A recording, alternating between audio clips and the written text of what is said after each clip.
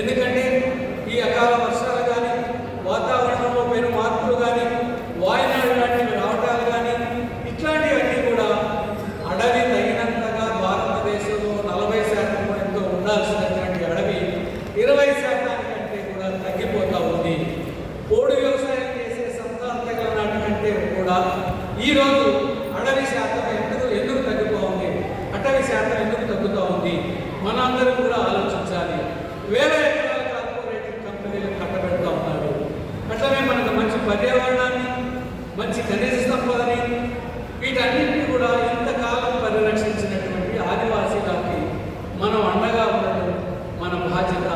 బుద్ధిజీవులుగా మనం వాళ్ళకి సంఘీభావం తెలియటం అంటే మనం కూడా వాళ్ళ దగ్గరికి వెళ్ళి వాళ్ళతో పాటు నిరాహార దీక్ష చేయడం, లేదా వాళ్ళ ఉద్యమాల్లో పాల్గొనడమో కాదు, కనీసం ఇటువంటి సదస్సులు, సంఘీభావ సదస్సులు లేదా ఊరేగింపులు ఇవన్నీ కూడా జరిగేటప్పుడు వీటిల్లో వాళ్ళతో పాటు వాళ్ళు చేస్తున్న పోరాటాలకి మద్దతు తెలియజేసినట్టయితే మనం బుద్ధిజీవులుగా మన పాత్రని, భారత పౌరులుగా మన పాత్రని మనం నెరవేర్చిన వాళ్ళం ఉన్నాం. కాబట్టి మీరంతా కూడా ఆలోచించండి. ఇది పౌరహక్కుల సంఘంగా ఒక జనరల్ సెక్రటరీగా రాష్ట్రానికి నేను మాట్లాడే మాటలు కాదు. ఇది ఆదివాసీ హక్కుల పోరాట సంఘీభావ వేదిక.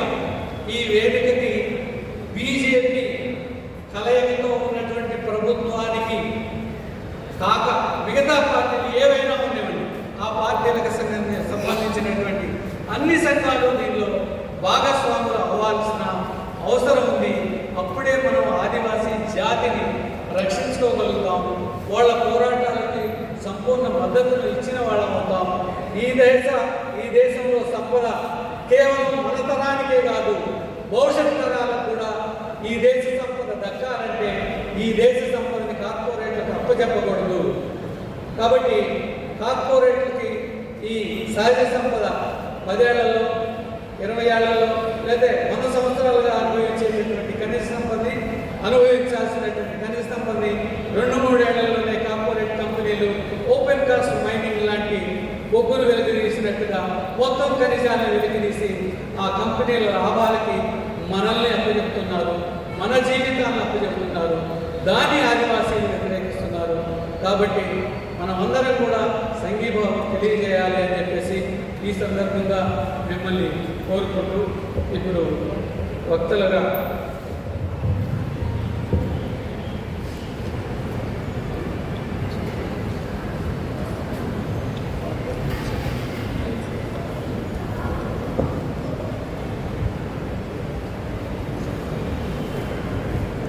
వీటపు బాలసుబ్రహ్మణ్యం గారు, ఎక్స్-ఎమ్మెల్సీ, వీరిని మాట్లాడవలసిందిగా కోరుతున్నాం.